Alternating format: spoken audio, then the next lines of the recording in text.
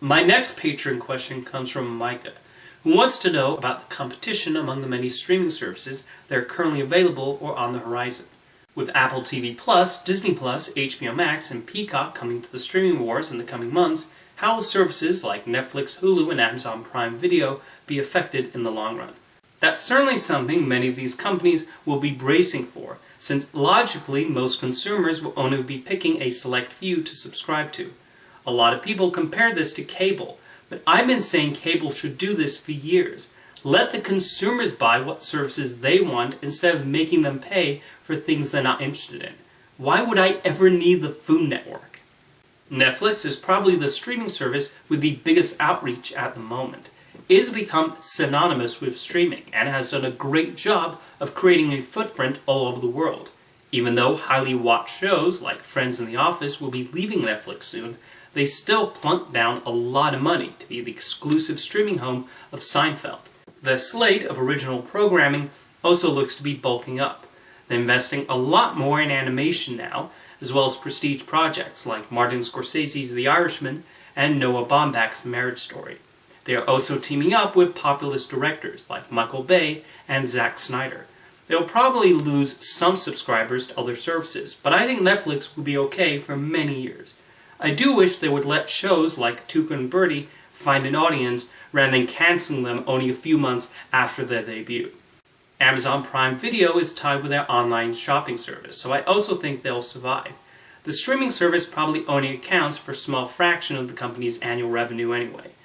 As for Hulu, Disney recently acquired a majority stake and will offer a bundling deal with their other streaming services. Since Disney Plus will mostly be focused on family-friendly content, that's where they will put many of their more adult movies and shows. Hulu already has the streaming rights to Family Guy, Bob's Burgers, and King of the Hill, so they're already set there. Speaking of Disney Plus, I'm expecting that to be a massive success. With the combined forces of the Disney, Marvel, Lucasfilm, and Fox brands, they're definitely aiming for a 4-quadrant audience, and families will definitely be getting it. Plus, the entire run of The Simpsons will be a further incentive for many of those on the fence, along with beloved nostalgic properties and the slew of upcoming movies and shows, like the Star Wars series and the spin-offs to their Marvel Cinematic Universe.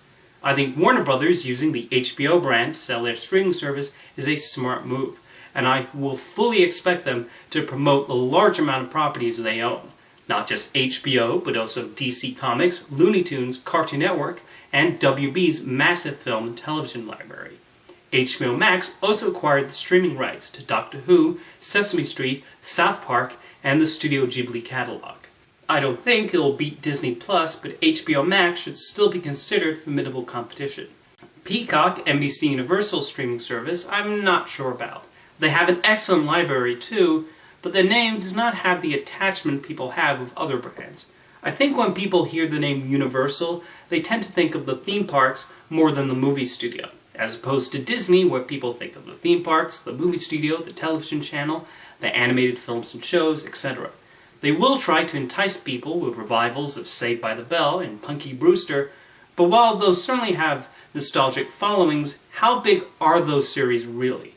Apple TV Plus will be an interesting one to see. They're following the Amazon model by offering it to all the people who already use their products. But how many of those Apple users will be interested in watching their movies and shows? Oh, and there's also Jeffrey Katzenberg's Quibi. I think Katzenberg is a very smart executive, but I think he'll have an uphill battle. But what do you think will win the streaming wars? And which of these streaming services mentioned in this video are on your watch list? Let me know in the comments, and thank you for your question, Micah.